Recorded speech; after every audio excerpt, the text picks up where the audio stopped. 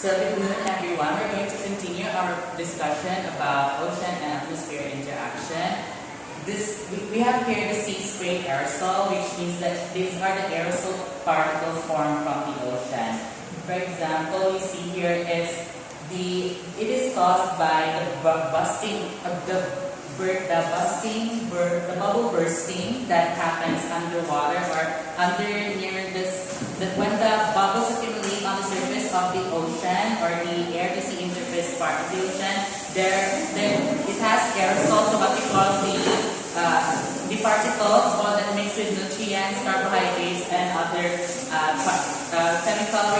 atmospheric chemical reactions, especially that happen during this process. The sea spray aerosol is triggered by the waves. When the waves impact the surface of the ocean, it appears that the friction against the colliding forces, it makes the fluid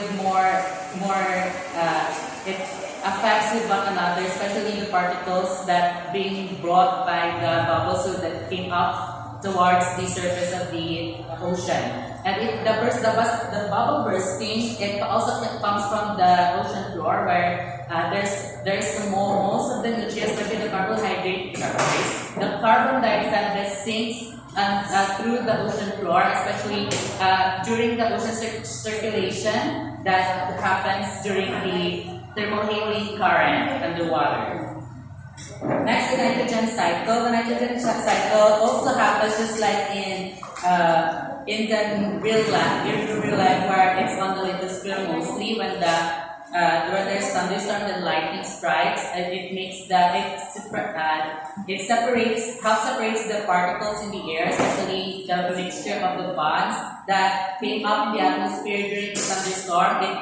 It helps the particles such as the nitrogen, be separated from other bonds of molecules through the help of lightning, where these nitrogen particles can be easily consumed up by the plants for its use and its development of its growth. So here it also happens during the ocean as well, as nitrogen will just enter through the Earth's surface, and it's like absorption of nitrogen from the atmosphere, and it penetrates through the surface circulation and it brings down by the help of the circulation of the water. And that nitrogen helps by the process, the nitrogen fixation or the separation and then combination of other bonds or molecules such as making it into ammonia or into a particle that can be easily consumed by the phytoplankton in order to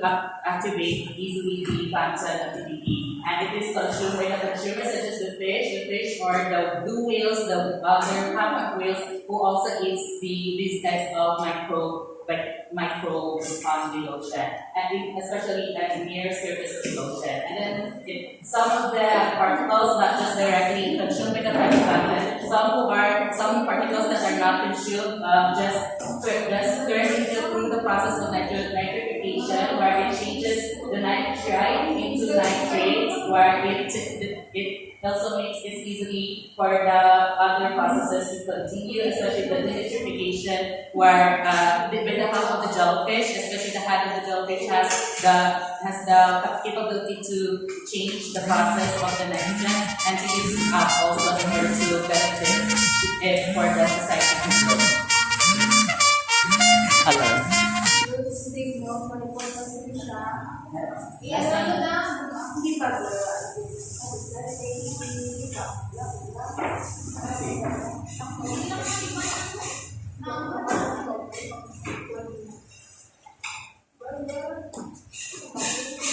sea surface salinity. The sea surface salinity is the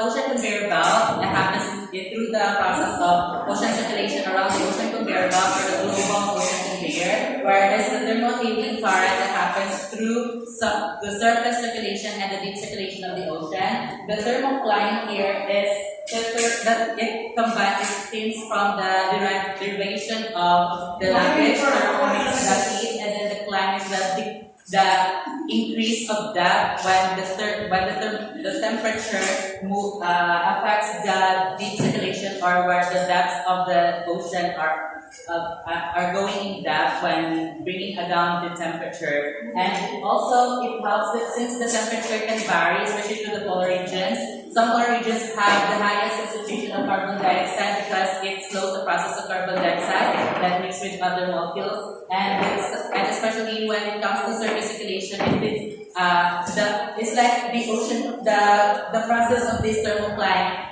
brings the temperature by flipping down the inverted up of the parts of the ocean, such as the cold temperature, are mostly at the very depth of the ocean, and then the surface of the ocean where it is warm is easily being affected by the solar radiation. The hollow line here is the process where the hollow means the process of salinity or the saltiness or the amount of salt, how dense the saltiness presence in the volume or the mixture in the water, especially when it comes to being affected by the depth of the ocean. It is higher than it is also considered higher at the surface or the nearest superficial part of the ocean. But then when it comes to going downward, it also increases well with the help of the density, since it has highest density is also present at the very depths of the water. When as an object or substance present, it dives down through the depths of the water, it increases the density as well and the presence of salinity. And the salinity is present and temperature has a relationship with one another. It's easy as possible since they are compatible, especially they are commonly affected by the ocean conveyor belt, especially in distributing all the nutrients and carbohydrates throughout the places around the globe or the earth. And the density is considered at lowest when it's in the surface of the water, especially near the equator. But when it's around polar regions, it is affected by cold temperatures. So it's possible that the colder it is in the polar regions, are the surface the more colder it is as at the surface part of the ocean, and it is also considered that coldness is also present at the very depths of it, near the ocean bottom floor. Equatorial regions are present here, especially the exchanging of particles and distribution around the Earth by the presence of polar regions in Antarctica and the Antarctic regions. What is ocean conveyor? It is the constantly moving system of deep ocean circulation driven by temperature and salinity. It moves water around the globe, especially that heat energy being transferred all around the globe, and also the nutrients and presence of carbon dioxide makes the ocean carbon storage more active and productive. And when it comes to the aerosol or the more mixture of particles are present at the surface of the ocean, it is a sign that it is the environment or the ocean is healthy and productive. And when it comes to this one, it is like for example, it's like the cardiovascular system of our body, where it helps distribute the nutrients, the oxygen throughout the body. But the whole world has also its own circulation as well, because it's help of the ocean conveyor belt, which acts like a bloodstream that helps it distribute the nutrients, carbon dioxide all around the world, especially to the marine life far enough that they cannot reach those kinds of the things that they need. And these ones are, for example, the Atlantic Ocean. It is like the process of flipping over the ocean, the ocean water, the whole body of ocean water. It is done by the process very long. It can be done in years, but at the same time, it's gradually changing or trying to invert or flip it up over the whole bodies of the ocean or all around the world by the help of this deep circulation, surface circulation, and the thermocline current that present in it. So it helps this is how it plays the role in order to make the world move.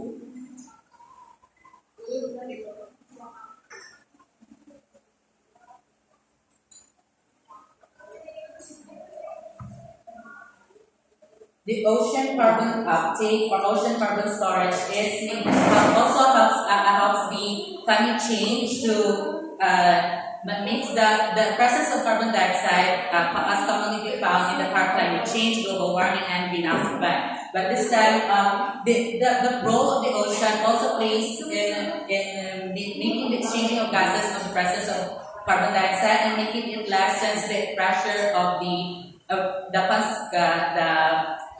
saturation, the concentration of the presence of carbon dioxide in the air, especially in the atmosphere, so it doesn't make the complete extreme kind of climate change, and it slows down the increase of the power of the climate change. But at the same time, it's not really that enough since the ocean only takes up at least a little bit of percentage of carbon dioxide. It only just makes the other percentage of carbon dioxide to sink toward the bottom of the ocean and store most of the carbon dioxide and turn into a carbon, such as the carbon fossils that we found under the land, especially under the ocean floor. So they are taken up as carbon fossils. That is why most of the industries tend to penetrate their machines to take up those carbon dioxide that are present under the land, and most of these came from the top of the ocean carbon storage that happened in the ocean. Hurricane. The hurricane is also affecting the ocean atmosphere interaction. This is the last topic. The ocean,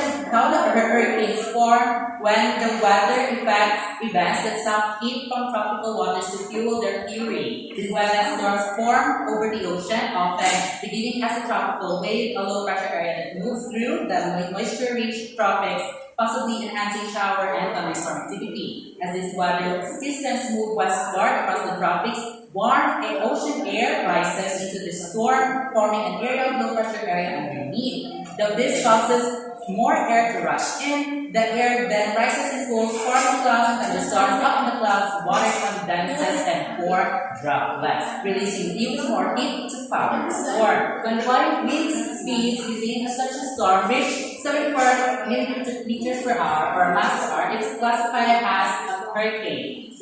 It is also considered tropical cyclone to other countries. For example, it is considered as the tropical hurricane in the United States, Arab Emirates, or in Saudi Arabia. Also, it is called Wili Wili in Australia when it comes to reporting their hurricane. And Philippines is called typhoon. And in other parts of the islands in the Pacific Ocean and other countries, we call it cyclone alone.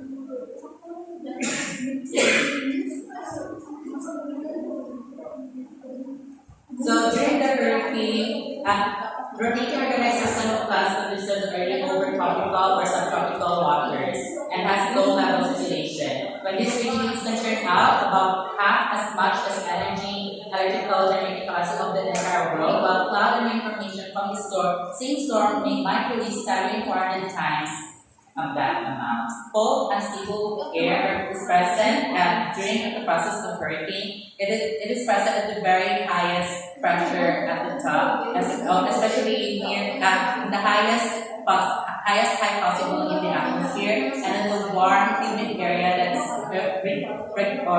circulating or exchanging of process of temperature of the cold, and especially the warm, humid humid air that present during the process. Whipping up a hurricane has as also a recipe, the presence of pre-existing weather disturbance, warm water which has 26.5 degrees Celsius, thunderstorm activity, and low wind shear. If these are present in the perfect conditions, they can come up with a possible presence of hurricanes or the development of hurricane, possibly or probably, or can possibly not happen at all.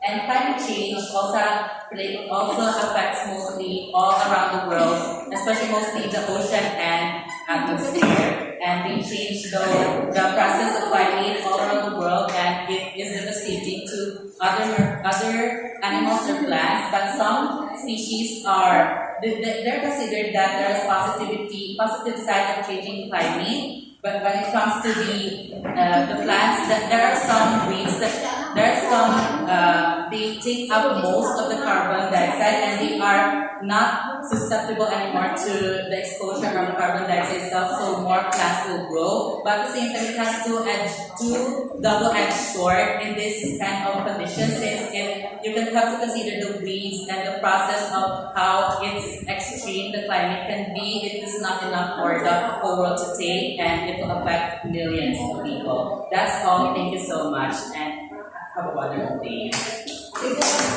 Alalot niya, sorry kid. It's okay Nakita ko lang. just